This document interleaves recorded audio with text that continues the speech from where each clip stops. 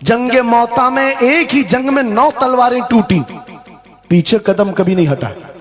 एक जंग में ऐसा हुआ था कि 2 काफिर सर पर आ गए थे और अमामा गिर गया था। गर्दन पर तलवार थी, कट जाती, तलवार की तरफ नहीं देखा, अमामा उठाने के लिए चल पड़े। अस्सलामु अलैकुम रहमतुल्लाहि व बरकातुहू। नाज़रीन इकराम, आज का हमारा रिएक्शन वीडियो मुफ्ती सलमान अजहरी ने ऐसा बयान किया, बयान सुनकर आपका ईमान ताज़ा हो जाएगा। नाज़रीन इकराम, अगर हमारे चैनल पर नए हैं तो प्लीज़ हमारे चैनल को सब्सक्राइब करें, लाइक करें, कमेंट में ज़रूर बताएं कि आज का हमारा रिएक्शन वीडियो कैसा लगा। हम आपको लेकर चलते हैं दुनिया का सबसे प्यारा खूबसूरत बयान, दिखाते हैं, सुनाते हैं। यहाँ के हालात बताने की ज़रूरत नहीं है। मुरीदीन का ये सिलसिला देखकर, इस मैदान में बैठे हुए इस जम्मे गफीर को देखकर एक अजीब सी कैफियत तारी है। काश मैं बहुत पहले ही यहाँ आ गया होता। वजह यह है मेरे अजीजों, खंबात एक छोटे से कस्बे का नाम है या एक छोटे से गांव का नाम है, और जहां तक हमें सुनने में आया कि एक जंगल था, यहाँ पर कोई आबादी नहीं थी, लेकिन एक आले रसूल के कदम यहाँ पर आए हैं। गौसे पाक का साहबजादा यहाँ आराम कर रहा है, लेकिन उसकी खिदमत के लिए भी जिसको चुना गया वो भी आले गौस है, वो भी आले रसूल है। एक बात मैं आपको बताता हूं, बहुत सारे लोगों को ऐसा लगता है मुझे स्टेज पर चढ़ते हुए देखते हैं, उतरते हुए देखते हैं, बस इतना ही जाहिर बहुतों को यूट्यूब पे दिखता है, तो बड़ा आसान लगता है कि यहाँ स्टेज पे चढ़ते हैं बड़ी इज्जतों के साथ, उतरते भी हैं बड़ी इज्जतों के साथ, लेकिन इस मिंबर पर आने तक के लिए जो हमारा सफर होता है वो कोई नहीं जानता। कभी कभार 25 घंटे, कभी कभार 36 घंटे का सफर। मैं ये मिसाल इसलिए दे रहा हूं, इस सजे हुए संवरे हुए माहौल को देखकर कुछ लोगों के दिमाग में ये बात आती है, हजरत रईस अशरफ साहब को पका पकाया हुआ हलवा मिल गया। ये जंगल को मंगल बनाने में कई साल बीत गए, हजारों साल नरगिस अपनी बेनूरी पे रोती रही, बड़ी मुश्किल से होता है चमन में दीदावर पैदा। आज बदगुमानी करने वालों की एक अलग कतार है। उन लोगों को ऐसा लगता है कि माहौल जम गया है और इनको पका पकाया हुआ मिला है।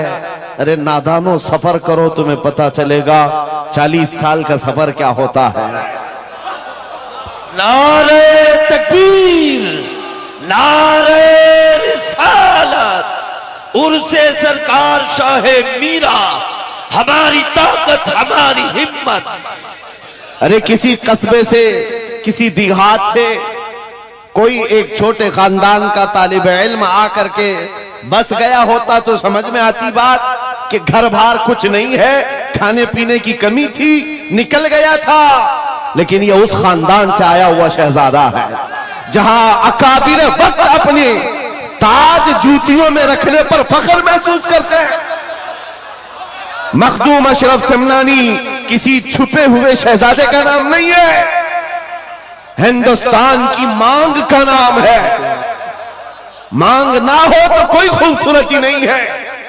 महबूबे सिमनानी, शाहे सिमना, उस आस्ताने का ये शहजादा सैयद अशरफ, रईस अशरफ।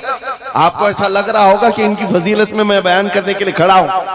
आमतौर पर मेरी आदत नहीं है, लेकिन मैं हकीकत बोलने का हमेशा आदी हूं। उसकी वजह भी है। अभी नाज़िम इजलास आपसे कह रहे थे, नाज़िम इजलास ये बात कह रहे थे, ये किस तरह से निडर होकर के ये बात बोलते हैं, मेरी बात नहीं है।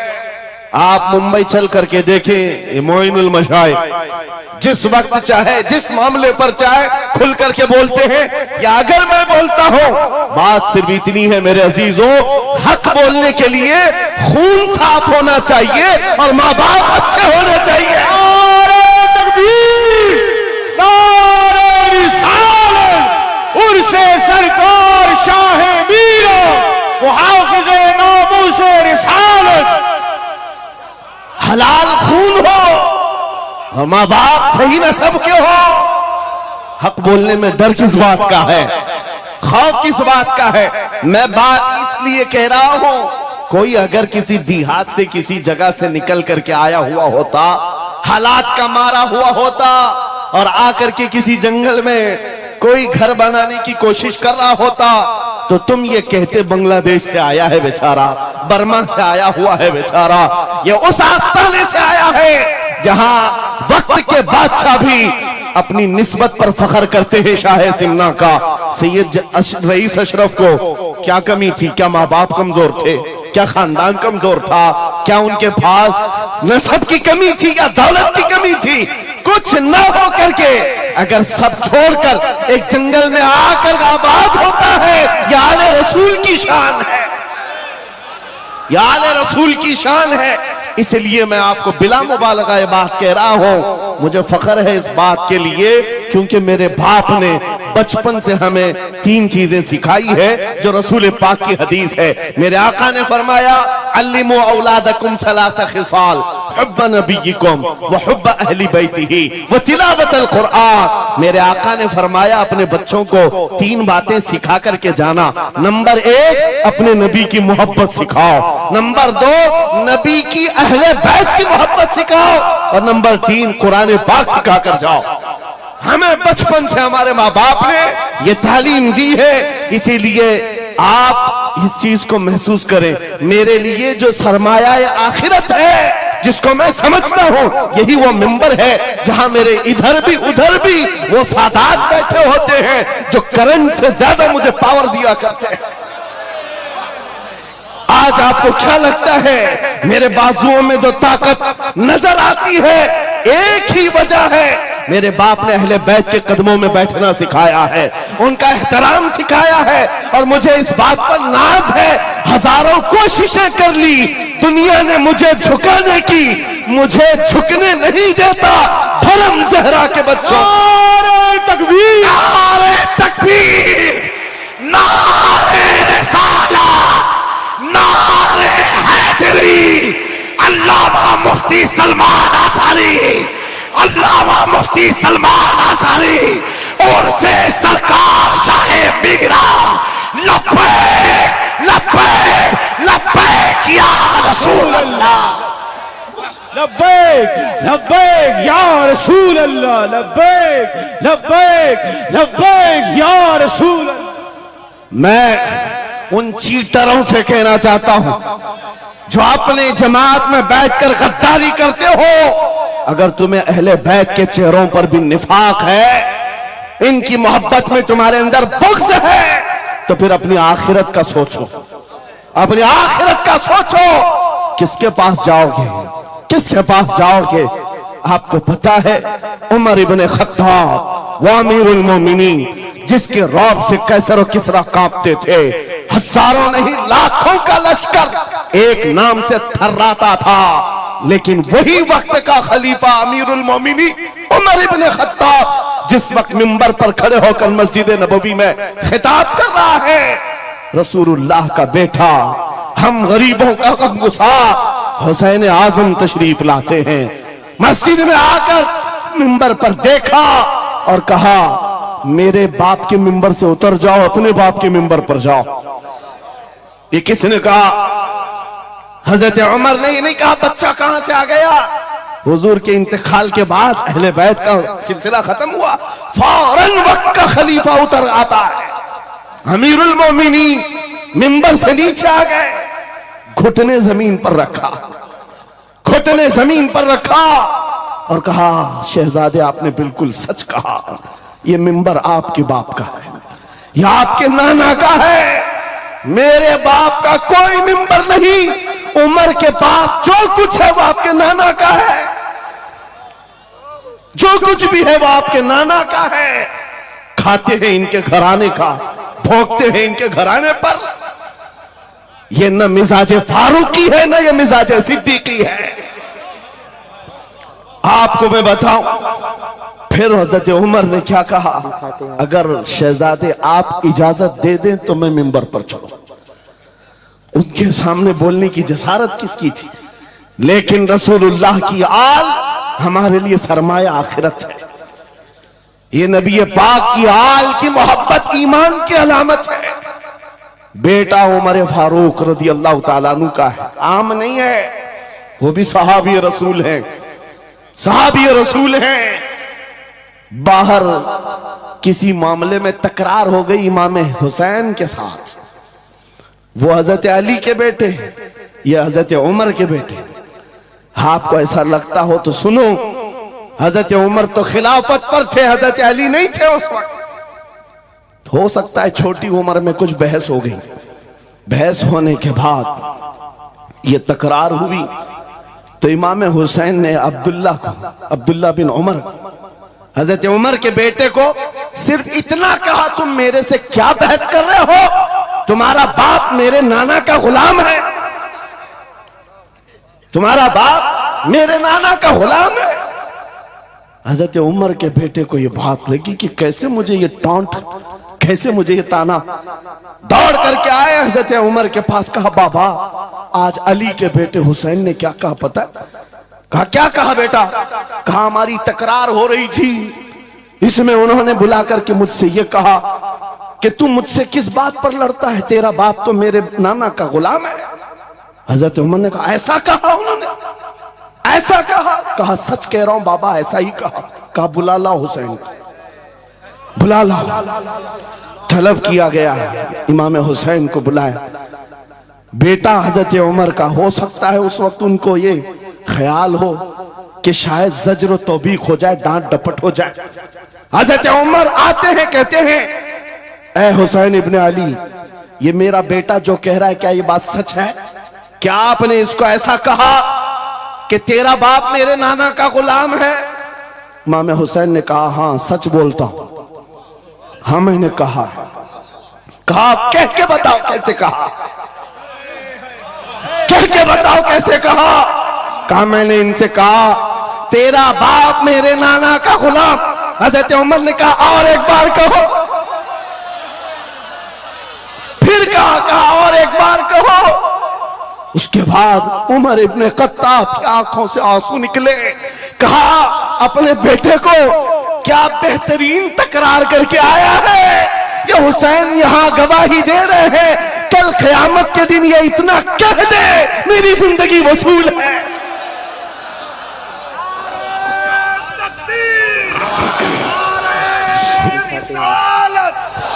हुब्बे आले मोहम्मद, हुब्बे आले मोहम्मद, नारे तकबीर, नारे रिसालत। सच बता रहा हूं, डॉक्टर साहब यहां आकर के अभी जो लंगर की कैफियत बता रहे थे, और उनके पढ़ने से पहले मैं भी लंगर खा के आया। आपको एक सच्ची बात बता रहा हूं, शाह मीरा के सामने मिंबर पर बैठा हूं, मुझे आखिरी वक्त तक ये ख्याल नहीं हो रहा था कि मैं किस बात पर बात करूं, मैं बयान किस चीज पे करूं। मैंने जो कुछ शुरू किया था शायद ये शाह मीरा ने मुझसे बुलवाया। अब सुनो, जो कुरान पाक की मैंने आयत पढ़ी, रब ने फरमाया वअतसिमू बिहब्लिल्लाहि जमीआ, ऐ लोगों सब के सब अल्लाह की रस्सी को मजबूती से पकड़ो। अल्लाह की रस्सी क्या है? क्या ये आसमान से नीचे लटकती है? कोई रस्सी है जिसको पकड़ना है? मुफस्सिरीन से पूछो, कुरान की तफसीर करने वाले कहते हैं अल्लाह की रस्सी मुहम्मदुर रसूलुल्लाह है और उनकी अहले बैत है। उनके अहले बैत को अल्लाह की रस्सी कहा गया है। सबके सब मिलकर के अगर इस रस्सी को पकड़ ले, मेरे अजीजों, ये इख्तिलाफात, ये इंतशारात, ये जिस कदर आज हमारे दरमियान तफर्रुकात शायद नहीं होते। हमारा मरकज, हमारा मावा, हमारा मलजा एक ही है। इस मिंबर ने आज लोगों को यह सिखाने की कोशिश की है, तुम जिस तरह मशरब और सिलसिलों में बट करके ये समझते हो कि मेरा खित्ता अलग है, इसका खित्ता अलग है, मेरे अजीजों, ये एक पूरा सिलसिला है, 700 साल पुराना सिलसिला, 700 साल पुराना सिलसिला। मगर इस मिंबर पर बैठ करके इश्क मोहब्बत के नारे लगवा रहे हैं। वजह यह नहीं है कि यहां की कोई पब्लिसिटी है, बल्कि ये बताना है, इसलिए कि अहले बैत ही ये जानते हैं जो हमारे नाना की कदर करेगा हम जिंदगी भर उसकी कदर करेंगे।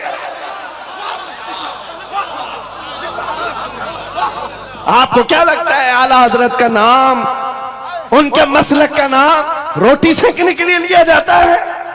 मेरे अजीजों, आला हजरत का नाम, मसलक आला हजरत का नाम इसलिए लिया जाता है, डाल दी कल्ब में अजमत मुस्तफा सैयदी आला हजरत पे नारे तकबीर, नारे रिसालत, इश्क मोहब्बत, इश्क मोहब्बत, इश्क मोहब्बत, इश्क मोहब्बत, उर्से सरकार शाहे मीरा। मुझे मेरे मुर्शिद गिरामी हुजूर ताजुश शरिया रहमतुल्लाह ताला अलैह एक बात कह करके मिस्र भेजे थे। जाने के वक्त कहा था नाम की कोशिश मत करना, हुजूर का काम करना। और उन्होंने ये शेर पढ़ करके कहा था, आखिरी महफिल थी उस वक्त, मेरी तालिब इल्मी की जमाने की बात कर रहा हूं, ये पढ़ करके बयान किया था, आला हजरत को देखना। उन्होंने ये खुद कहा है, बेनिशानों का निशान मिटता नहीं, मिटते मिटते नाम हो ही जाएगा। आला हजरत उस सिक्के राइजुल वक्त का नाम है जिसने हर दिल पर राज किया, हर खानकाह पर राज किया है। मेरा एक जुमला मैं अक्सर मजमों में कहता हूं, अक्सर तकरीरों में कहता हूं, एक बात समझ करके चलो शाह मीरा के उर्स में आने वालों, मेरा एक फार्मूला सुनना है।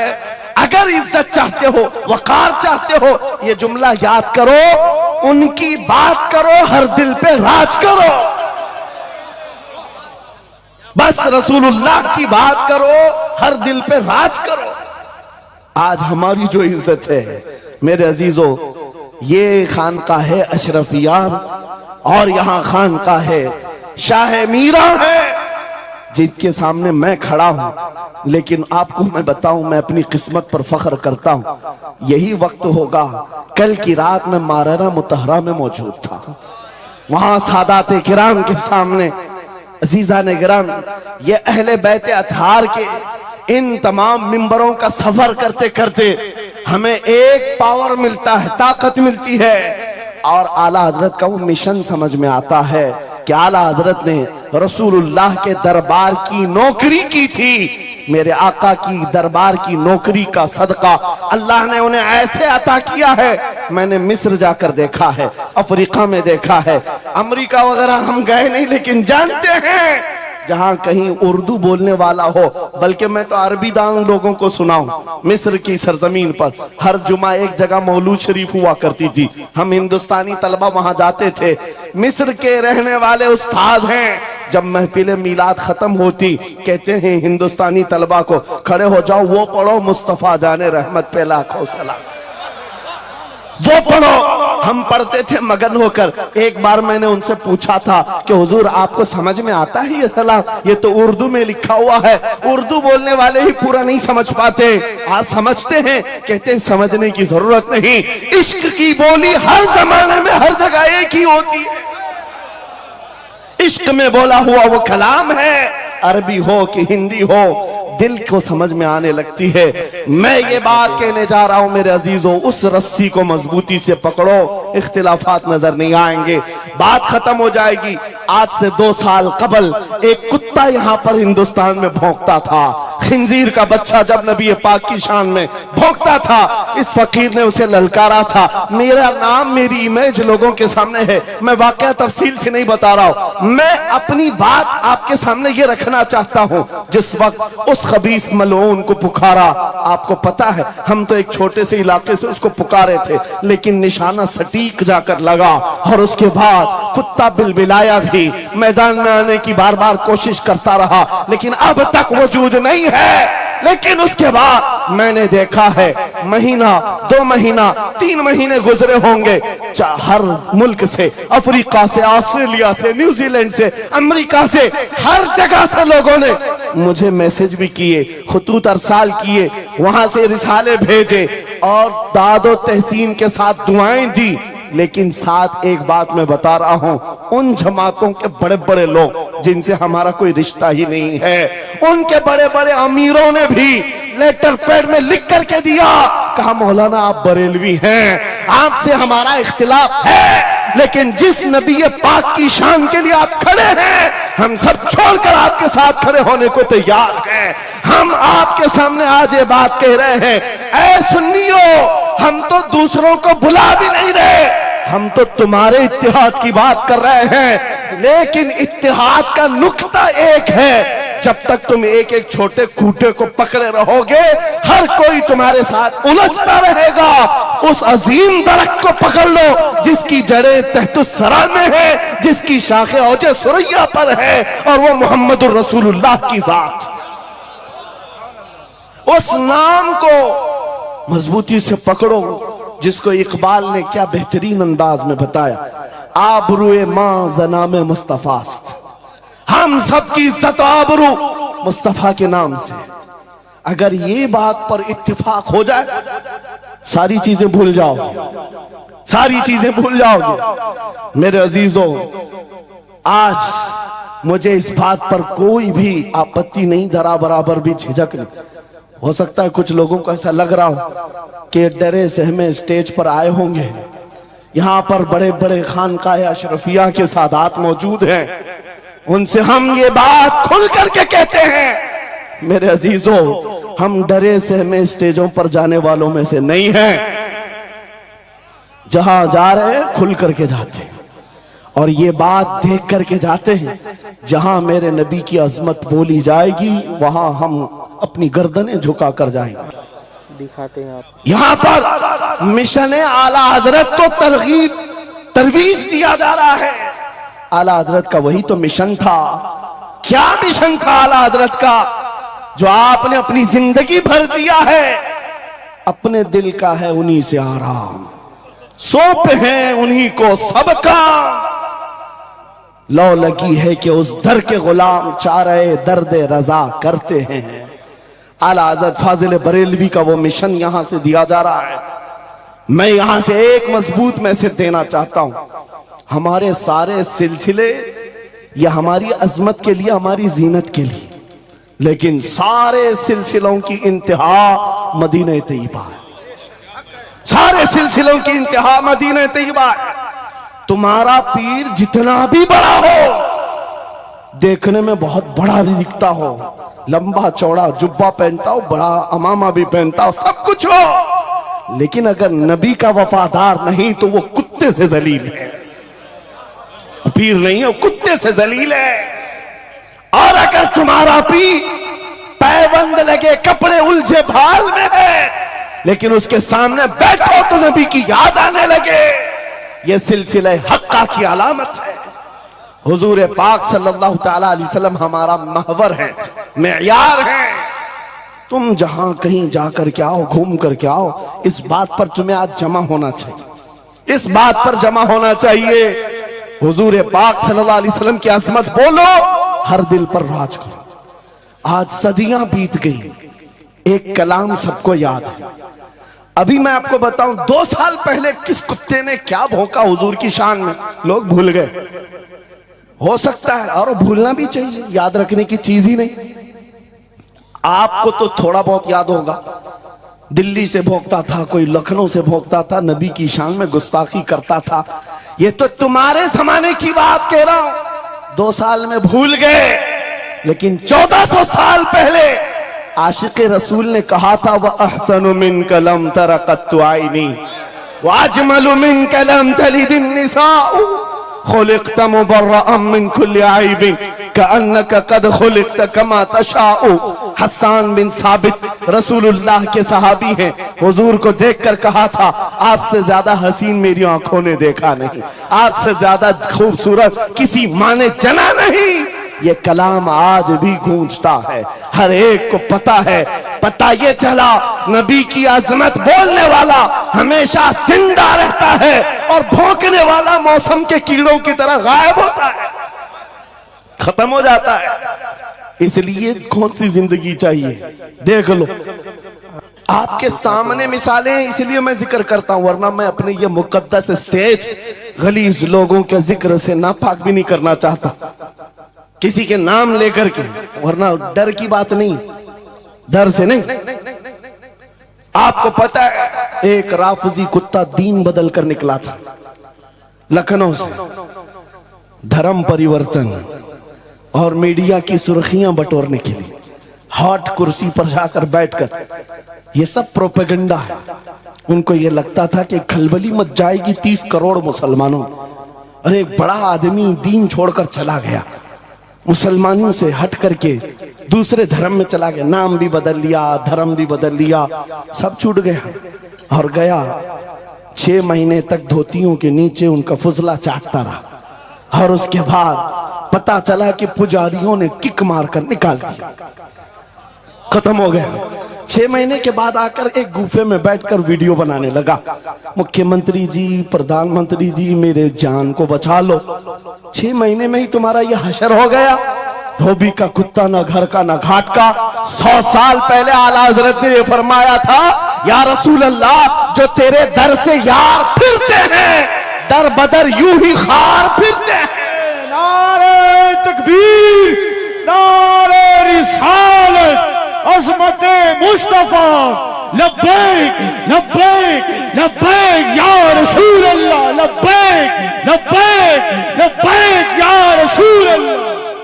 बस ये दौलत तुम्हारे अंदर आ जाए, जब मिंबरों के करीब हो जाओ, जब कभी मसाजिद या खानकाहों के करीब हो जाओ, औलिया कामिलीन का अदब अपनी जगह पर, वो असल नहीं है, असल वो रसूलुल्लाह की जात।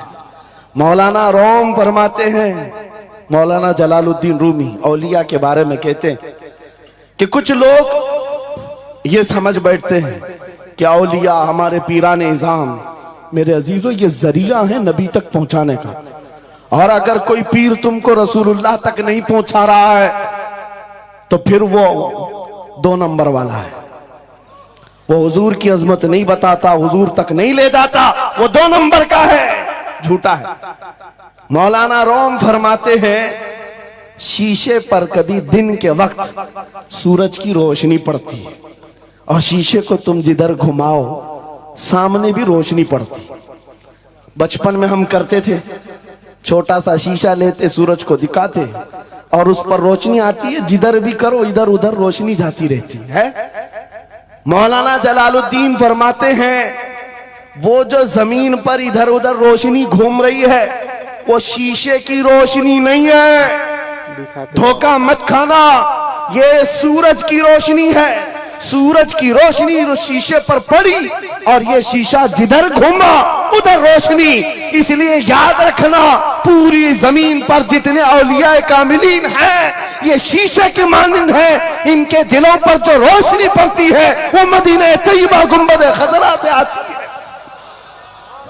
और ये फिर जिस तरफ जाते हैं उस तरफ रोशनियां होती हैं। लेकिन साथ में तुम्हें ये याद रखना कि ये रोशनियां असल नहीं, इनके कल्ब पर जो रोशनी पड़ रही है वो गुंबद खजरा से आ रही है।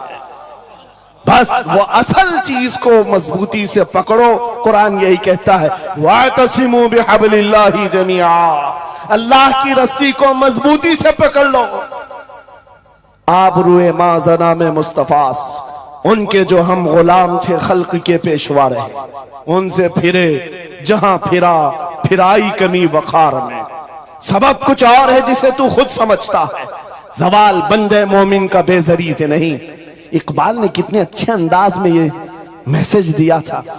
आपको एक बात मैं बताऊं, पेट में दर्द हो रहा है और आपको पता है किसी को भी, अल्लाह ना करे, कैंसर है, लेकिन फिर भी वो छुपाते हुए ये कह रहा नहीं गैस हुआ है, हाँ एसिडिटी हुई है, चूरन खाए घूम रहा है। अरे बड़ी बीमारी है, तुझे पता है अगर तो खुल करके इलाज कर ले। इकबाल कहते सबब कुछ और है जिसे तू खुद समझता। तुमको मालूम है हमारे जवाल का सबब क्या है, तुमको सबको मालूम है, बोलते क्यों नहीं? फिर रोते हो सियासत नहीं है, क़ियादत नहीं है, जमात नहीं है, एजुकेशन नहीं है, ये सब तो गाते रहते हो, ये सब चीजें नहीं है। असल सबब कुछ और है जिसे तू खुद समझता है। बहुत बारीक बात पर इकबाल ने निशाना रखा। जवाल बंदे मोमिन का बेजरी से नहीं, फिर इकबाल से ही हमने पूछा, फिर वो है क्या सबब, क्या है वो सबब? इकबाल ने कहा, उनके जो हम गुलाम थे खल्क के पेशवा रहे। वाह, यही है जिससे तू दूर हुआ और फिर आज जलील हुआ। सबब कुछ और है जिसे तू खुद समझता है। आ जाओ नौजवानों, उस सबब को हम हल करते हैं। 10 साल के करीब यूरोप की गलियां छान मारते हुए इकबाल वापस अपने वतन आया। वहां के यूरोपियन को देखा, उनके साइंस, उनके रियाजी, उनके फिजिक्स, उनके ज्योग्राफी, सब चीजों को देखा और कहता है, मैं तो ढूंढ रहा था मेरी कौम की इज्जत कहां है, मेरी कौम की बुलंदी कहां है। 10 साल के बाद जब वापस आया, लोगों ने पूछा, क्या मिला अपनी कौम की इज्जत का राज? इकबाल ने कहा, मैं बहुत गौर से देखता रहा और फिर इस नतीजे पर पहुंचा, मेरी कौम के उरूज और इर्तिका बुलंदी का एक ही राज है कि मोहम्मद से वफा तूने, तो हम तेरे हैं। ये जहां चीज है क्या लौह कलम तेरे। ये उस वक्त इकबाल ने कहा था। और फिर मेरे अजीजों, इस बात को आज मैं दोहरा रहा हूं। एक बात अभी भी मैं नाउम्मीद नहीं हूं, सुन्नियों की ये कसरत। और जब आप तुम्हारे जोशो जज्बे, ये नात खानी जो है, ये कोई हमारे यहाँ एक फॉर्मेलिटी नहीं है। इन नातों से तुम्हारे दिलों को इतना गर्म किया जाता है, आपको खुद अंदाजा नहीं होता। सुभान अल्लाह, आपको अंदाजा नहीं है। हुजूर की याद में तड़पना, दिल का धड़कना सिखाया जाता है। और इन मजमों के रंग को देख करके मैं नाउम्मीद नहीं हूं। अभी इसमें रमक बाकी है, रमक बाकी है। अभी मैं कहता हूं, अशहदु अन्ना मुहम्मद रसूलुल्लाह सल्लल्लाहु अलैहि वसल्लम। इधर बैठे हुए भी, सामने वाले भी अंगूठा चूम रहे। मैंने नाम मेरे मुस्तफा का लिया, लेकिन कहा क्या मैंने आपको कि आप भी चूमो? किसने कहा आपको कि अंगूठों का बोसा लेकर आंखों से लगाओ? किसने कहा? अरे मैंने कहा भी नहीं, ना तमहीद बांधा। इधर नाम लिया, बेइख्तियार अंगूठे उठ गए। वाह, बेइख्तियार लबों को छूम लिया तुमने, लबों से अंगूठों को चूम कर आंखों से लगाया। यह इस बात की अलामत है गुनहगार हो गए, गद्दार नहीं है। नारे तकबीर, नारे रिसालत, नारे हैदरी, उर्से सरकार शाहे मीरा, मुहाफिजे हम से रिसालत। मरे हुए लोगों से क्या खिताब किया जाए? जिंदगी बाकी है, इसीलिए तो घूम घूम कर आपसे खिताब कर रहे हैं। और इस उम्मीद के साथ कि इकबाल ने यह भी कहा था कि निकल कर सहरा से जिसने उलट दिया था तख्ते रोमा को, सुना है कुदसियों से मैंने कि वो शेर फिर होशियार होगा। इकबाल की बात सुनो, कह रहा है पहले जमाने में सहरा से निकले थे सहाबा, पैरों में चप्पल नहीं थे, पैबंद लगे कपड़े, तलवारें टूटी हुई, लेकिन जब निकले थे तो रोमन एम्पायर को भी धूल चटा दिया था, पर्शियन एम्पायर को भी परखचे उड़ा दिए थे। 2 सुपर पावर ताकतों को नाकों तले छने छबवा दिए। ये तारीख में मौजूद है, मिटाने से नहीं मिटेगा। इकबाल ये कहता है, ये जो हालात हुए थे, ये देखकर मुझे अंदाजा है वो दिन आएगा, मोहम्मद अरबी का शेर फिर होशियार होगा। हम वो होशियार करना चाहते हैं। ये नहीं कि मैं कहता कि हम हैं, ये हैं, वो हैं।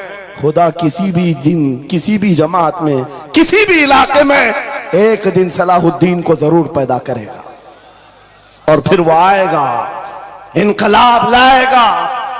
हम ना उम्मीद नहीं है खुदा की रहमत से, बार बार आपको जगा रहे हैं। और जब तक ये दौलत मोहब्बत मुस्तफा मौजूद है, मेरा ये यकीन है कि हमें हजारों ताकतें मिलकर के मिटा नहीं सकेंगी, नहीं मिटा सकेंगे। ये दौलत लासवाल तुम्हारे पास मौजूद है। आप नहीं देखते आज हालात बड़े खराब हैं। डॉक्टर साहब हमारे मेहमान हैं, लेकिन आपको पता है यहां के हालात इनके ही पड़ोसी, बल्कि इनकी बिरादरी के लोग जो नात खां हैं, मशहूर नात खां हैं, हमसे पूछ रहे थे कि मौलाना आप जो है कुफार और मुशरिकीन के नरगे में हैं, और वहां पर आप इस तरह से बोलते हैं, कैसे बोलते हैं? मैंने उस वक्त बगदाद मुकद्दसा में उनसे अर्ज किया था, क्यों दबे जिस पे हिमायत का हो पंजा तेरा, क्यों दबे जिस पे हिमायत का हो पंजा तेरा, शेर को खतरे में लाता नहीं कुत्ता तेरा। हाँ, हम तादाद में कम हैं, हम तादाद में कम हैं और बड़े हालात के मारे हुए हैं, लेकिन हमें अपनी तारीख याद है। बदर में भी तादाद कम थी, उहद में भी तादाद कम थी, और सबसे बड़ी तादाद तो करबला में कम थी, लेकिन फतह का झंडा आज भी करबला वालों का ही लहरा रहा है। सुभान अल्लाह। तादाद माने नहीं रखती, कभी मत जाना इन सब मामलात पर। आज जो ढकोसले पैदा किए जाते, तुम्हें मुर्दा किया जा रहा है। कुछ मत बोलो, हालात बड़े खराब हैं। इनसे पूछो तुम्हारे बाप दादा के जमाने में हालात अच्छे थे, वो भी कहेंगे हालात उस वक्त भी खराब थे, उस वक्त भी खराब थे। हरे सुबह अजल की बात कर रहा हूं, इस्लाम का सूरज तुलू हुआ कि मक्का के हालात खराब ही थे, मदीने हुजूर हिजरत करके गए, हालात खराब ही थे। मैं आपको बताऊं, मेरी फिक्र करने वाले उलमा बड़े बड़े सादा बहुत दुआ करते हैं, लेकिन साथ में ये भी कहते हैं थोड़ा सा एहतियात से, क्या आपका होना यहां कौम के लिए जरूरी, इफादा इस्तिफादा लोगों का चलता रहेगा, फायदा होता रहे। मैं एक बात कहता हूं, मैं तो बहुत छोटा सा, बल्कि मैं कोई घास के लायक भी नहीं। इमाम हुसैन का होना कितना जरूरी था। सहाबा कराम के जमाने में अहले बैत का वो सबसे बड़ा चेहरा इमाम हुसैन का होना जरूरी था कि नहीं था? उस वक्त भी ये कहा था सहाबा ने, मक्का से जब करबला जा रहा था ये काफिला, हाथ जोड़कर कहा था मौला हुसैन मत जाए, आप रसूलुल्लाह की निशानी है, आप मत जाए, आपसे खल्के खुदा को फायदा होगा। मेरे अजीजों, मैं ये बात आज कहता हूं, हमारी कोई वकात नहीं, हमारी कोई हैसियत नहीं जो ये समझता है अपनी कुटिया बचाने के लिए कि हमारे होने के बाद बहुतों का फायदा होगा। अरे इमाम हुसैन के होने से कितना फायदा होता, मगर उस हुसैन आजम ने ये नहीं देखा, बल्कि निकल करके उस मैदान में निहत्ते बच्चों के साथ चले आए थे और गर्दन भी कटा दी। ये समरा आज तक देखने को मिलता है। इस्लाम जिंदा होता है हर करबला के बाद। सुभान अल्लाह। इमाम हुसैन ने अजीम उस रुखसत पर नहीं अमल किया था, अजीमत का रास्ता इख्तियार किया, चले आए। उस वक्त भी सहाबा ने उनसे कहा था आपका होना बहुत जरूरी है, लेकिन इमाम हुसैन की नजर में ये बात थी रह लेंगे चंद साल, लेकिन लोगों के दिलों में जो नर्वसपन होगा, शरीयत की धज्जियां उड़ती हुई देख करके बड़े बड़े लोग खामोश हैं, तो आइंदा आने वाली नस्लें भी इसी तरह कंप्रोमाइज करती हुई चली जाएंगी। मेरे अजीजों, मैं आज खुल करके बताता हूं, मेरी पुष्ट पनाही करने के लिए बड़े बड़े उलमा मौजूद है, एक भी हुकूमत का कुत्ता नहीं है और ना ही जरूरत है। जब कभी पहली मर्तबा मैं तन्हा खड़ा था मुंबई की सरजमीन पर, हुजूर मोइनुल मशाइख मेरे साथ, उस वक्त भी साथ थे, आज तक है। और ये भी बात बताऊं, आपका मैं मुफ्ती होऊंगा लेकिन इनका बाबू, ये हमेशा एक ही बात, ये सारी चीजें मेरे साथ हैं, लेकिन फिर भी मैं खुल करके आपके साथ ये कहता हूं, बच्चे मेरे भी हैं, बीवी खानदान मेरा भी है, लेकिन एक चीज सताती है आज कि अगर आज आप सबकी बातें सुन करके हम भी कहें थोड़ा जी लेंगे, हम भी 10 साल 12 साल 14 साल जो जिंदगी मिल जाए जी लेंगे, क्योंकि इनको ना बोलेंगे तो छोड़ देंगे, आसानी से रहने देंगे। लेकिन एक नुकसान हम देख रहे हैं, कल को आने वाली नस्लें पूछेंगी, कल को आने वाली नस्लें पूछेंगी, जब नबी की शान में कुत्ते भौंकते थे हमारे बाप दादा रोटियां सेका करते थे, उनके दिलों में कौन सा ईमान होगा, उनके दिलों में कैसी बुज़दिली आ जाएगी। लेकिन मेरे अजीजों, ज्यादा से ज्यादा क्या होगा, मौत तो सबकी लिखी हुई है, मेरी भी है आपकी भी है, किसी दिन बिस्तर पर पांव रगड़कर मर जाएंगे, लेकिन हम ये सोचते हैं जब मरना मुकद्दर है ही, यूं भी तो किसी दिन दुनिया से जाना है।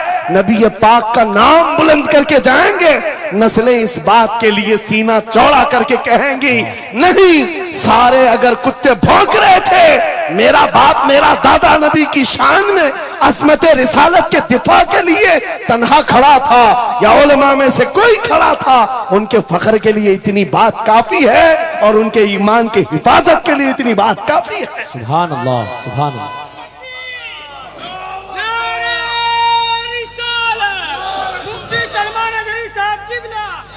इस अज़मत रिसालत के लिए आपको क्या समझ में आता है? बहुत दिन हो गए हमारे आराम के, बहुत दिन हो गए सुकून के, नबी के नाम पर हमने रोटियां बहुत खाई, हुजूर की इज्जत पर क्या क्या नहीं मिला हमको। कौन से दिन तकलीफ आई है, कौन से दिन तकलीफ आई है?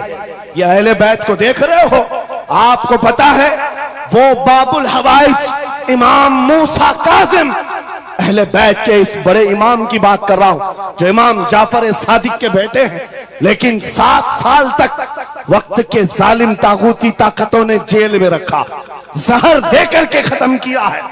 आपको पता है इमाम मोहम्मद बिन हसन अस्करी जिनको जहर देकर के खत्म किया गया, अहले बैत था जिन्होंने 20-20 साल जेल काटी है। रसूलुल्लाह के शहजादे थे वो, रसूलुल्लाह की आल थे, आज तो लाखों में है, उस वक्त तो नबी के शहजादे चुनिंदा थे, पूरी दुनिया के वो मरकज थे, लेकिन जेलों में 20-20 साल गुजारे, किसी को 10 साल, किसी को 12 साल, किसी को 20 साल।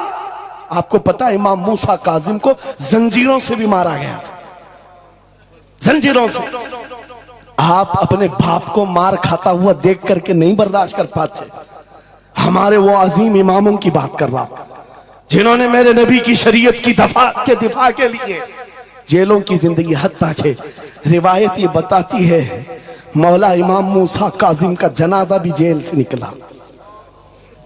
मेरे अजीजों, ये सब क्या बातें सिर्फ बयान करने के लिए रह गई? उलमाए ज़वील एहतराम इस मनसब को हाथ समझेंगे। आज ज्यादा से ज्यादा यही होगा। इसी किछोछा मुकद्दसा के एक बुजुर्ग थे जो मेरे बहुत बड़े आइडियल है, सैयद मुजफ्फर हुसैन कछोछे। आजादी के मौके पर बड़ी मुसीबतें उठाई और इनको पकड़ करके, एक शहजादा है किछोछा मुकद्दसा का आस्थाना, और जेल में डाल दिया गया था। आपको पता है किछोछा के उस शहजादे ने एक जवाब दिया था जो मेरा फेवरेट शेर है, पसंदीदा शेर है। आपने कहा था मुजफ्फर को मुकय्यद ना समझे सैयद, मेरी असीरी भी सुन्नत आबाई है। माशाअल्लाह, मेरी असीरी भी सुन्नत आबाई है। मुजफ्फर को मुकय्यद मत समझे सैयद। आपको पता है ये तारीख है हमारी, लेकिन सब की सब तारीख इसलिए दोहरा रहा हूं कि हमारी इज्जत उसी में मौजूद है, वहीं पर है। वापस आ जाओ उधर ही। अपनी कुटिया बचाकर, अपनी दुकान बचाकर ज्यादा दिन नहीं जी पाओगे। हुजूर के नाम का दिफा करो, सुबह क़यामत तक मौला नाम जिंदा रखेगा। सुभान अल्लाह। हाँ, अपनी हिफाजत के लिए बहुत सारे लोग हैं, अपनी अपनी फिक्र करने वाले। नबी की इज्जत और नामूस पर पहरा देने वालों की तारीख मिटाई नहीं जाती। हजारों मिटाने की कोशिश भी कर लो, वो मिटते नहीं है। आज आपको पता है पैरों से माजूर खादिम हुसैन को कौन नहीं जानता। लोगों को डर भी लगता है उनका नाम लेने में कि गरजता था बंदा और खुद व्हील चेयर पर बैठता, लेकिन लाखों को खड़ा होना सिखा दिया। किस बात पर? क्या अपने बाप के कसीदे पढ़ता था? क्या अपने खानदान के कसीदे गुनगुनाता था? एक ही बात, रसूलुल्लाह की अजमत पर बात, हुजूर की इज्जत पर बात करो तो फिर पता चलता है 8 साल के बच्चे से लेकर 80 साल के बूढ़े के दिल में भी अल्लाह खुद मोहब्बत डालता है। वाह, सुभान अल्लाह, खुद मोहब्बत डालता है। सब चीजें मौजूद हैं उसी जात पर। एक बात मैं अब आपके सामने कहता हूं, गुफ्तगू समेटता हूं। आला हजरत का मसलक देखो, मिशन देखो, और आपको उसी बात पर मैं लाकर जमा कर दूंगा। और सुन्नियों का मजमा मुझे पता है, आधा शेर मैं पढ़ूंगा, आधा ये खुद ही कंप्लीट करेंगे। और गारंटी के साथ कहता हूं, मुझे पता नहीं यहाँ के मजमे के बारे में, लेकिन इतनी गारंटी जरूर है आप कंप्लीट करेंगे। क्यों? हमें पता है मिजाज इश्क रसूल का, हमें पता है मोहब्बत मुस्तफा का। सुनो, मैं कहता हूं वो जो न थे तो, वो जो न हो तो, ये गारंटी है हमारी, ये गारंटी है। आधा जुमला भी कह दो सुन्नी के बाद, वो जो ना हो तो, हाँ ये कंप्लीट खुद करेंगे। क्यों? ये अकीदा भी है, ये ईमान भी है, ये हमारी जान भी है।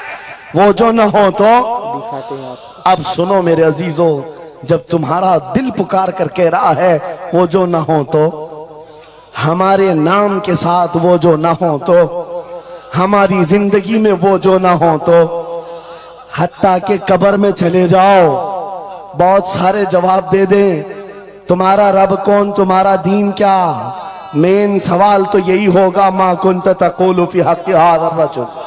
बल्कि बात सही अहादीस में मैं कह रहा हूं, एक ही सवाल का जिक्र भी आया है, कब्र में एक सवाल का जिक्र भी आया है, और फरमाया गया सिर्फ एक सवाल ये होगा, बता इस रसूल के बारे में क्या कहता था। वाह, बोलना पड़ेगा, बोलना पड़ेगा। फिर मैं पूछता हूं, कब्र में भी वो जो ना हो तो कुछ ना हो। जब तक नहीं बोलोगे आगे नहीं बढ़ेगी गाड़ी, वरना फंसे रह जाओगे। वो जो ना हो तो चलो, कब्र की जिंदगी खत्म हो गई, हशर में आ गए, हशर के मैदान में आ गए। लेकिन यहां पर भी क्या मसला है, खलीलो नजी मसीहो सफी सभी से कहीं कहीं न बनी। खलीलो नजी मसीहो सफी सभी से कहीं कहीं न बनी, ये बेखबरी की खल्क फिरी कहां से कहां तुम्हारे लिए। वहां पर भी सबके पास फिर करके आती है कौम उसी मोहम्मद रसूलुल्लाह के पास आए। और शफाअत शुरू कहां से हुई? रसूल पाक से शुरुआत हुई, और उसके बाद इख्तिताम तक मेरे आका फरमाते हैं, कयामत के दिन मेरी हालत ये होगी, मेरे कंधे पर चादर पड़ी होगी और वो कभी खसक खसक कर गिर रही होगी। एक हाथ से मैं अपनी चादर संभाल रहा हूंगा और दूसरे हाथ से अपने उम्मतियों को पकड़ पकड़ कर जन्नत में ले जा रहा हूं। ये मैदान कयामत की बात है।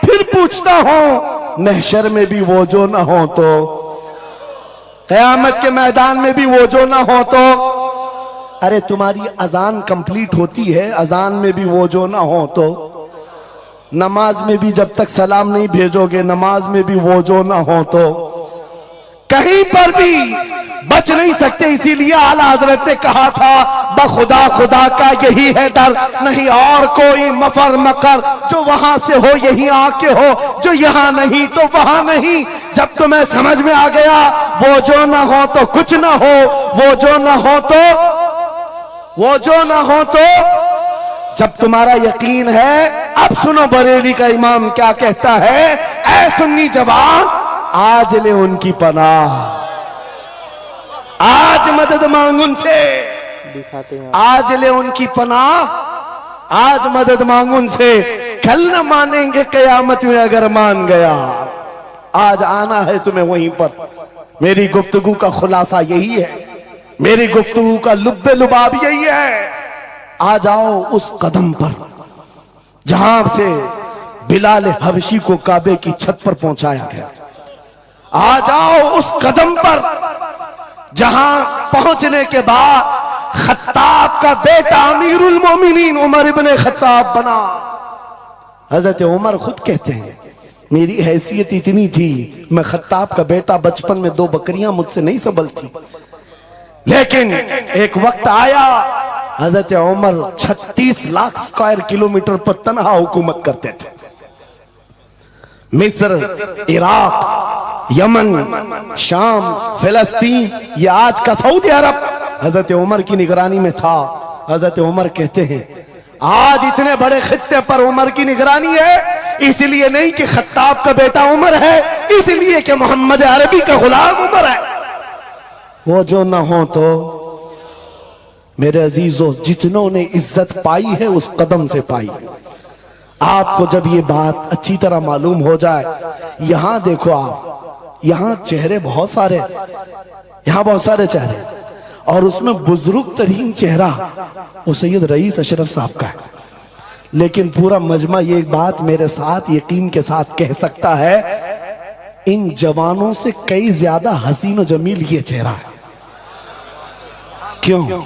अरे तुम्हारे बॉलीवुड और हॉलीवुड में थोड़ा बुढ़ापा आए तो उसे निकाल दिया जाए, फिर उसकी नहीं चलती। वहां सिर्फ रंग और गाजे का काम है, वहां सिर्फ और सिर्फ पाउडर लाली मेकअप का काम है। जब तक जवान थे हजारों फैन थे, लेकिन जवानी खत्म हो गई तो बेचारे उनकी जिंदगी के लाले पड़ गए। और सियासत में भी यही हाल है, 40-40 साल नौकरी किया पार्टियों की, बाद में फिर वो मंडली में बिठा दिया गया, अब आप बैठो दूसरे जवान आएंगे, उनकी भी जिंदगियां खत्म।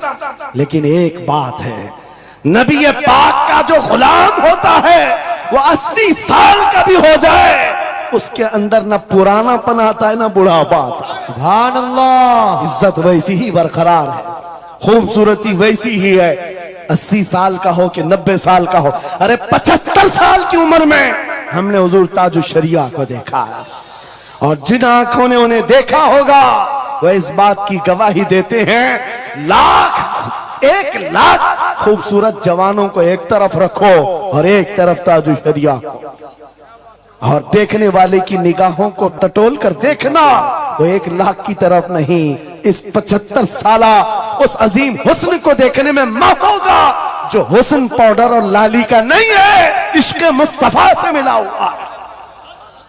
इज्जत रसूलुल्लाह के कदमों से, उनकी वाबस्तगी से है। तो फिर छोड़कर ये दर बदर क्यों ठोकर खाते? कहां ये बॉलीवुड और हॉलीवुड के चक्कर में पड़ गए? कहां तुम टिकटॉक पर मुजरे करने लग गए?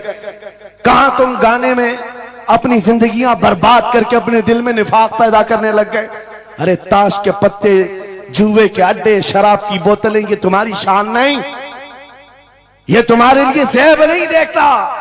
और एक बात याद रखो, तुम जिन इलाकों में रहते हो बहुत सारे दूसरों को देखते हो, वो नाच रहे हैं तो हमको भी नाचना चाहिए, वो ऐसा कर रहे हैं तो हमको भी ऐसा करना चाहिए। शेरों को, कुत्तों को कभी देखना नहीं चाहिए। जो शेर है वो अपनी बिरादरी को देखता रहे, कुत्ते को देखता रहेगा तो फिर अपना शेरपन भी भूल जाएगा। इसलिए याद रखो, तुम खैरे उम्मत हो, तुम्हारा लक़ब कुरान में आया है। तुम नचनियों को मत देखो, शराबियों को मत देखो, जुआरियों को मत देखो, वो गाने पे कैसे थिरकते हैं, वो कैसे नाचते हैं, ये तुम्हारा मतलब नहीं है। तुमको अगर देखना है, खालिद बिन वलीद को देखो, सलाहुद्दीन अय्यूबी को देखो, शिहाबुद्दीन गौरी को देखो, औरंगजेब को बार बार देखो, बार बार देखो। इसलिए कि उन अजीम हस्तियों को देखने वाला ये समझ में आ जाएगा उसे, ये सारी इज्जतें जो है उन नौजवानों ने जो हासिल की, वो सलाहुद्दीन अय्यूबी हो कि खालिद इब्ने वलीद हो कि शिहाबुद्दीन गौरी हो कि औरंगजेब हो कि शहीद टीपू सुल्तान हो, ये सब की इज्जतें मुस्तफा के नाम से, हुजूर के नाम से हैं। आपको पता है खालिद बिन वलीद 125 जंगें लड़े, 125 में से एक भी शिकस्त नहीं खाई अपनी जिंदगी में। उनकी तलवार का वजन 35 किलो का है और ढाल का वजन 40 किलो का है, और उनके पूरे जिस्म में एक बालिश्त जगह भी बाकी नहीं जहां जख्म न लगा। जंगे मौता में एक ही जंग में 9 तलवारें टूटी, पीछे कदम कभी नहीं हटा। एक जंग में ऐसा हुआ था कि 2 काफिर सर पर आ गए थे और अमामा गिर गया था, गर्दन पर तलवार थी, कट जाती, तलवार की तरफ नहीं देखा, अमामा उठाने के लिए चल पड़े, उठा लिया, फिर सर पर रखा, उन काफिरों की तलवारें नीचे रह गई। हैरत में पूछा कि ये शहसवार है इस्लाम का, सिपह सालार है, और ऐसी बड़ी गलती छोटा सिपाही भी नहीं कर सकता। जब तलवार गर्दन पर हो तो ये टोपी और अमामा उठाएगा। सामने के पहलवानों ने पूछा, ऐसी बड़ी गलती हमने छोटे फौजी से भी नहीं देखा, तुम तो सिपह सालार हो, ऐसी गलती कैसे कर सकते हो? खालिद बिन वलीद का जवाब, यही मेरा मकसद है, फरमाया तुम क्या समझते हो खालिद बिन वलीद अपने बाजुओं की ताकत से लड़ता है? हरगिज नहीं। इस अमामे में मेरे रसूल पाक के 3 मुँह मुबारक हैं। माशाअल्लाह। मेरा यकीन है जब तक ये सर पर होते हैं मुझे ताकत देते हैं। नारे तकबीर, नारे रिसालत, अजमते सहाबा। अजीजा ने गिरामी वकार, बस आ जाओ इस नुक्ते पर। जिंदगी पूरी टटोल कर देखना, हर बड़े किरदार की तुम्हें एक ही उनसुर नजर आएगा जिसने नबी पाक पर जितना अपनी फिदाइयत का इजहार किया, मौला ने उसको उतना ही बुलंद किया, उतना बुलंद किया। अरे बीमारी के आलम में लकवा, फालिज, ये बहुत अजीब खतरनाक बीमारी, हाथ भी नहीं उठता, पैर भी नहीं उठता, इलाज भी नहीं होता। लेकिन ऐसी बीमारी में भी अस्कंदरिया की सरजमीन से शरफुद्दीन बूसीरी ने पुकारा था, मुहम्मदुन सय्यदुल कौनैन व थक़लैन वल फरीक़ैन मिन अरब व मिन अजमी, मौलाया सल्लि व सल्लिम दाइमन अबदा अला हबीबिका खैरिल खल्क़ि कुल्लिहिम। 170 अशार लिखकर अपने नबी की बारगाह में अपनी मोहब्बत का इजहार किया था। जानते हो नबी आए भी और अपना हाथ फेर करके लकवा और फालिद से सही भी किया और चादर भी इनायत किया। लेकिन जिस वजह से मैं ये बात कर रहा हूं, आज पूरी दुनिया में घूम आओ, अफ्रीकी हो कि अमरीकी हो कि हिंदी हो कि पाकिस्तानी हो, लेकिन एक कसीदा सबको याद है, मौलाया सल्ली व सल्लिम दाइमन अबदा अला हबीबिका खैरिल खल्क़ि कुल्लिहिम।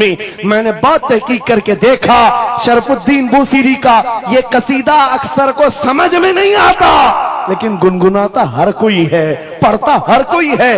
पता ये चला कमाल बूसीरी का नहीं है, जो नबी की अजमत बोलता है मौला उसे सलामत रखता है, सुभान अल्लाह, जिंदा रखता है।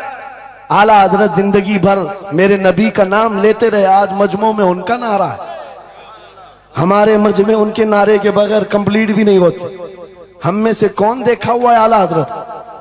कोई नहीं देखा हुआ है, लेकिन हुजूर के इश्क की बुनियाद पर हर जगह ये चर्चा है।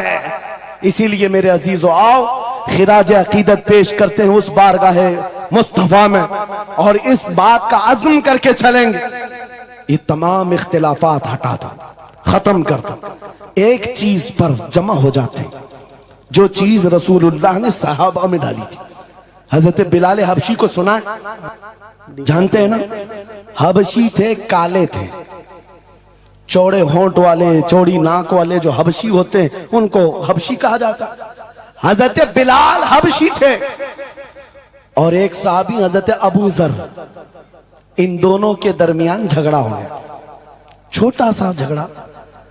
झगड़े के दरमियान हजरत अबू जर ने सिर्फ इतना कहा, या उम्मत सौदा, या इब्न उम्मत सौदा, ऐ काली मां के बेटे। हजरत बिलाल को इतना कहा, काली मां के बेटे। हजरत बिलाल को यह बात लग गई और दिल में ये बात रखा और हुजूर की बारगाह में आकर कहा, या रसूल अल्लाह, दिल दुखता है। कहा क्यों? अबू जर ने आज कहा, ऐ काली मां के बेटे। हुजूर जलाल में आए, मस्जिद में आए, मिंबर पर आए, कहा बुलाओ अबू जर। आए और हुजूर पाक सल्लल्लाहु अलैहि वसल्लम ने डायरेक्ट जो फरमाए, हदीस के अल्फाज हैं, अफीकल जाहिलिया, क्या अभी भी तुम्हारे अंदर जमाने जहालत की बुराइयां हैं? 3 बार कहा और उसके बाद हुजूर गजबनाक होकर जैसे ही अंदर गए, हजरत अबू जर तड़पने लगे, बेकरारी। दौड़ करके आए, हजरत बिलाल का हाथ पकड़ा, कहाँ है बिलाल? हजरत बिलाल मिल गए तो हाथ पकड़ करके ले आए। मैं किस लिए कह रहा हूं, कान खोल के सुन। छोटी छोटी बातों पर मशाइख से उलझ जाते हो, बड़े बड़ों को आज बदतमीजी के साथ बात करते हो। साहबा में हुजूर ने जो मोहब्बत डाली थी किस बुनियाद पर? हजरत बिलाल का हाथ पकड़कर हजरत अबू जर ले आए मस्जिद में, कहा ओ बिलाल, गलती हो गई, मैंने तुमको इब्न उम्मी सौदा कहा, काली मां का बेटा कहा। हजरत बिलाल कहते वो बात हो गई, खत्म हो गई। कहा नहीं, खत्म नहीं हुई, मेरे नबी नाराज हैं, आका नाराज हैं। फिर क्या किया? हजरत बिलाल ने कहा मैंने माफ कर दी। हजरत अबू जर कहते ऐसे नहीं, ऐसे नहीं। हजरत अबू जर नीचे जमीन पर सो गए। कहा बिलाल तुम अपना ये काला पांव इसका तलवा मेरे चेहरे पर रगड़ो,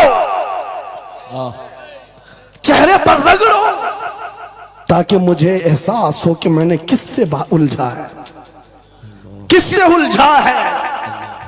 अपने आप को नीचे लिटा दिया। कहा बिलाल अपना पांव मेरे चेहरे पर रखो, एहसास जब हो जाए नबी के गुलामों।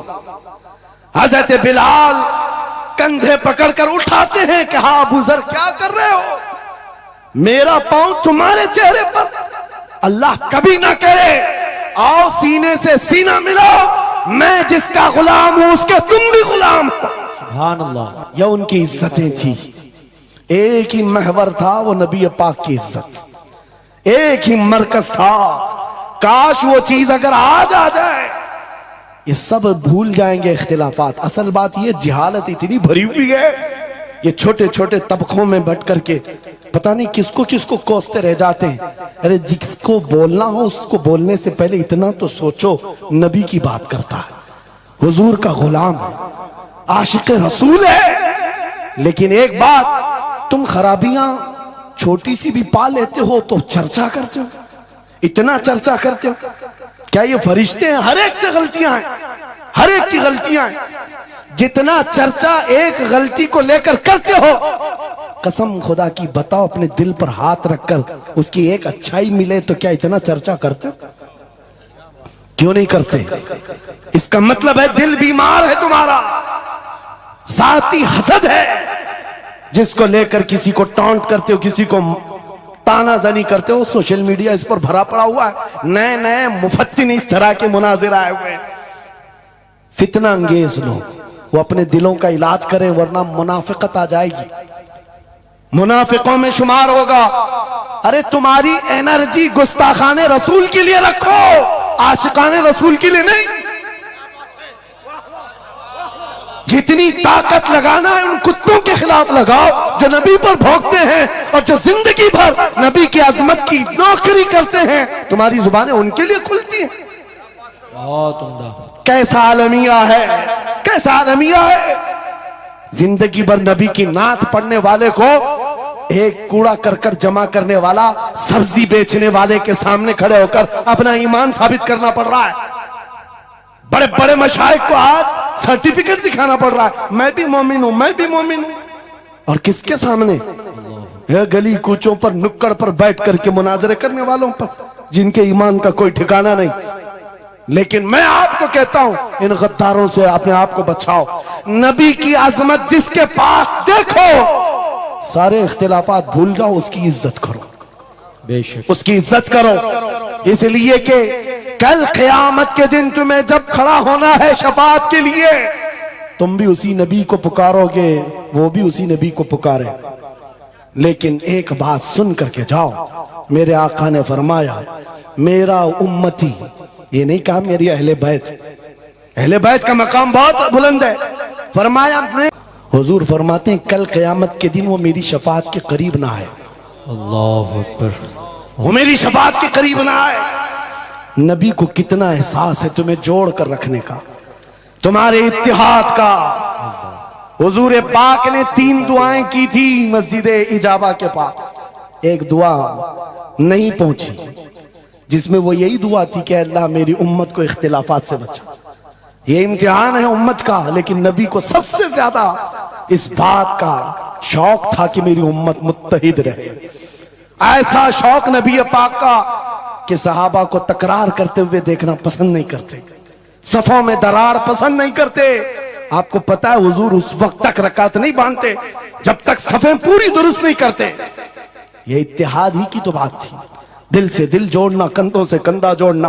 और आज हमारा हाल ये हो गया, इत्तेहाद की बात करो तो हम सुलह खुली हो गए। मैं तो अहले सुन्नत व जमात आशिकाने मुस्तफा की बात कर रहा हूं। अरे छोड़ो उन खबीसों को, अपना इत्तेहाद तो कर लो, बहुत उम्दा। अपना इत्तेहाद कर लो। तुम्हारा हर बुजुर्ग पर इत्तेहाद है, गौस पाक तुम्हारे, गरीब नवाज तुम्हारे, मखदूम सिमना तुम्हारे, महबूब इलाही तुम्हारे, लेकिन इनके सब मानने वाले सब अलग। क्यों? ये सारे औलिया का मिशन एक ही है, अजमत रसालत, वाह अजमत नामूस रिसालत। जब सबका मिशन एक है तो फिर अपने दिल का इलाज करने की जरूरत है। आज बस दिल का इलाज करो। कहीं ऐसा तो नहीं कि शैतान हमें लायानी बातों में मुलविस कर रखा है। तुम्हारा पूरा का पूरा सर घुमा कर रख दिया गया है। जिन चीजों में तुम्हें अपनी एनर्जी खर्च करनी थी, शैतान कहीं और लगा दिया। इसीलिए कुत्ते खुल करके मैदान में आने लग गए। उनको पता है जिस दिन ये मोहम्मद अरबी के शेर जमा होने लग जाएं तो फिर इनका जीना हराम कर रखेंगे। तुम्हें हजारों इख्तिलाफात में डाल रखा है और बाज़ाब्ता इसकी प्लानिंग होती है। इस हलके को अलग हर एक में एक फित्तीन भेजा जाता है जो उसके मुर्शिदों को ये गाली दे, इधर का एक उनके मुर्शिदों को गाली दे, और फिर ये अंगार भड़काए रखे, ये उलझते रहें उलझते रहें उलझते रहें। और कुफ्फार और मुशरिकीन अपने नापाक मंसूबों से इस्लाम को गालियां दें, कुरान को गालियां दें, रब को गालियां दें, नबी को गालियां दें। आज ये आलमिया है या नहीं? तुम पीर के खिलाफ बात सुन करके भड़क जाते हो और नबी के खिलाफ बात सुनकर खामोश बैठते हो। अल्लाह कैसा आलमिया आ गया? अगर तुम इस तरह की टुकड़ियों में घेर दिए गए, महसूर हो गए, तो समझ लो कि बर्बादी बहुत करीब है, बहुत करीब है। बगदाद में ये हो चुका है, गरनाता में ये हो चुका है। उलमा को लड़ाया गया था, अलग अलग जमातें बनाई गई थी, बाज़ाब्ता उसमें शिया सुन्नी अलग अलग तबकात बनाए गए। क्योंकि एक बुजुर्ग ने कहा था अपने बेटे को, लकड़ियों का एक गट्ठा दिया बंधा हुआ, बेटे से कहा बेटा इसको खोलना नहीं, तोड़ देना। तोड़ने की कोशिश किया, उसका घुटना फूट गया।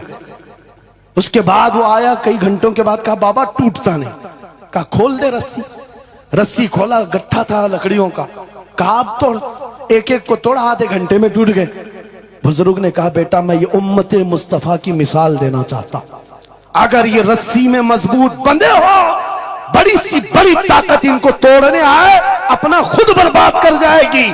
लेकिन अगर तुम खुल गए तो चंद दिनों में कस्तों में सफाया होगा। मुत्तहिद रहोगे तो कहलाओगे मोमिन व गाजी, मुंतशिर होगे तो कस्तों में सफाया होगा।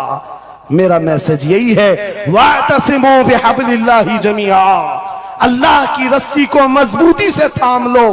और अल्लाह की रस्सी एक ही है।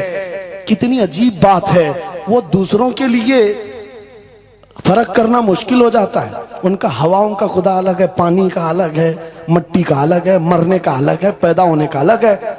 अरे तुम्हारा सब मिलाकर एक ही है, एक ही है। एक खुदा है जिसके सामने तुम्हें झुकना है।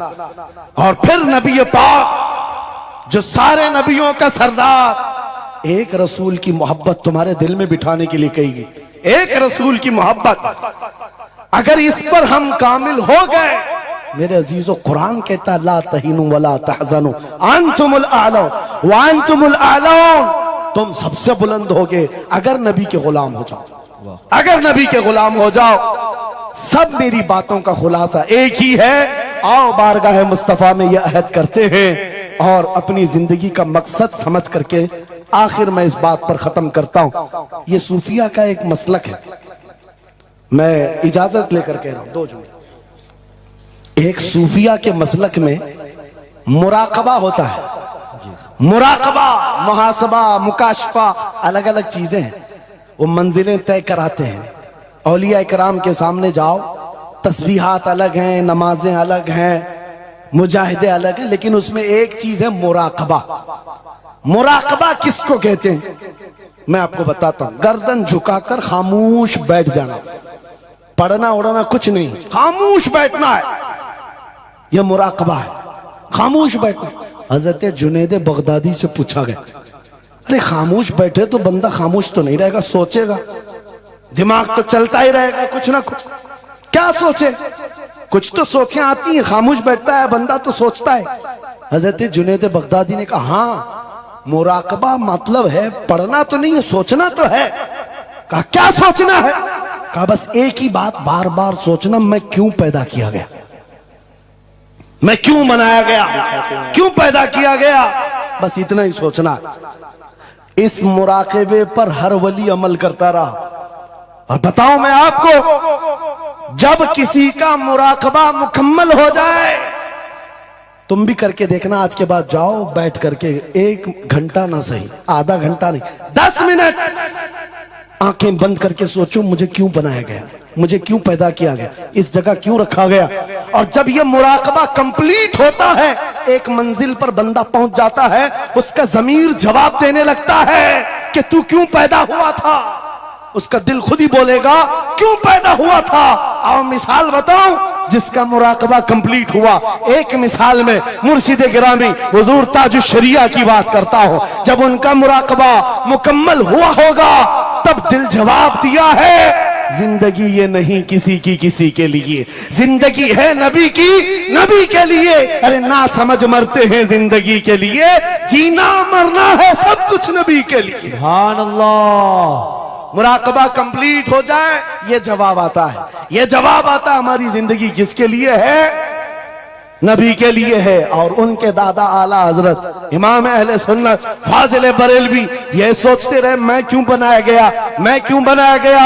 और जब दिल जवाब देने लगा तो अशार की जुबान में कह पड़े, दहन में जुबान तुम्हारे लिए, बदन में है जान तुम्हारे लिए, हम आए यहाँ तुम्हारे लिए, उठे भी वहां तुम्हारे। और सिर्फ हम ही नहीं हैं रसूल के लिए, जमीन और जमा तुम्हारे लिए, मकीन और मखा तुम्हारे लिए, चुनी नो चुना और बने दो जहां तुम्हारे लिए। जब सब नबी के लिए है तो आ जाओ, अर्ज करते हैं उस दरबार में, मैं मुजरिम हूं आका मुझे साथ ले लो, कि रास्ते में है जा बजा थाने वाले, चमक तुझसे पाते हैं सब पाने वाले। मेरा दिल भी चमका दे, मेरा दिल भी चमका दे, मेरा दिल भी चमका दे, बरसता नहीं देख कर अब्र रहमत, हम बदों पर भी बरसा दे बरसाने वाले। ऐ सुन्नियो छोड़ दो इधर उधर आस लगाना, छोड़ दो इधर उधर गुहार लगाना, छोड़ दो इनसे उनसे मदद मांगना, इसलिए कि हमारा मरकज एक है, हमारा महवर एक है, जहां से सब कुछ मिलता है, इज्जत भी, दौलत भी, ताकत भी।